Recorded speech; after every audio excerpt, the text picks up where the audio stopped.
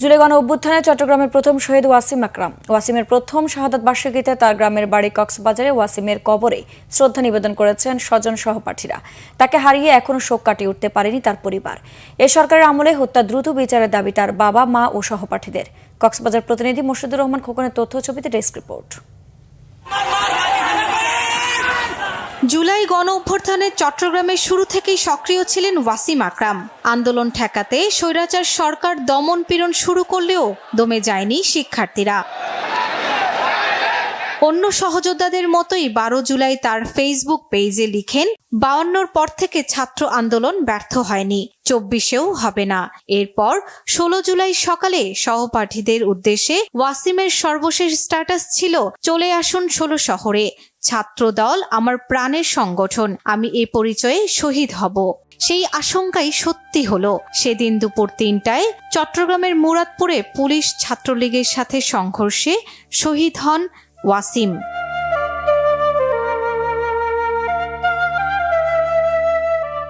তাকে হারিয়ে এখনো শোক কাটিয়ে উঠতে পারেনি পরিবার। ওয়াসিমের বাবার দিনের বেশিরভাগ সময় কাটে ছেলের কবরের পাশে।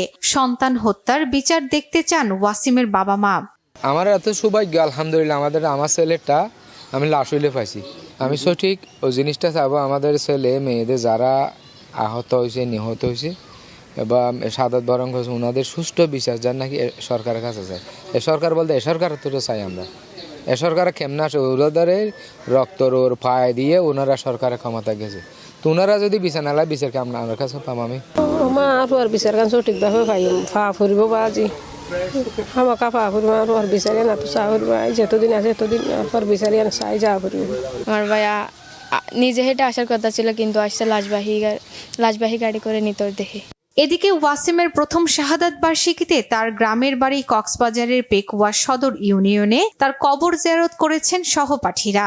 সে বন্ধুদের বলেছিল যে আমি ভাই ব্যথা পাইছি, আমি হয়তো আন্দোলনে যেতে পারবো না, কিন্তু ওয়াসিম আকরাম 16 তারিখ কাউকে না বলে, বাসায় কোনো ফ্রেন্ডকে না বলে সেই আন্দোলনে চলে আসে। মেডিকেলে কল দিছি আমার একটা ছোট ভাইকে, ওয়াসিমের বন্ধুকে, ওয়াসিমের কি খবর, ও আমাকে জানাইছে ভাই খান্না করে জানাইছে যে কথা বলতে পারতেছে না, ভাই আমার ভাই ওয়াসিম আর বেঁচে নেই।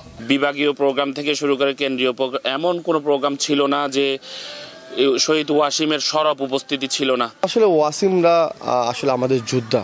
ওয়াসিমদের রক্তের বিনিময়ে, ওয়াসিমদের আত্মত্যাগের বিনিময়ে আমরা স্বাধীনতা অর্জন করেছি, আমরা স্বৈরাচার মুক্ত করেছি। শহীদ ওয়াসিম চট্টগ্রাম কলেজের সমাজবিজ্ঞান অনুষদের 4র্থ বর্ষের ছাত্র ছিলেন। চট্টগ্রাম কলেজ ও পেকুয়া উপজেলা ছাত্রদলের রাজনীতির সঙ্গেও যুক্ত ছিলেন তিনি।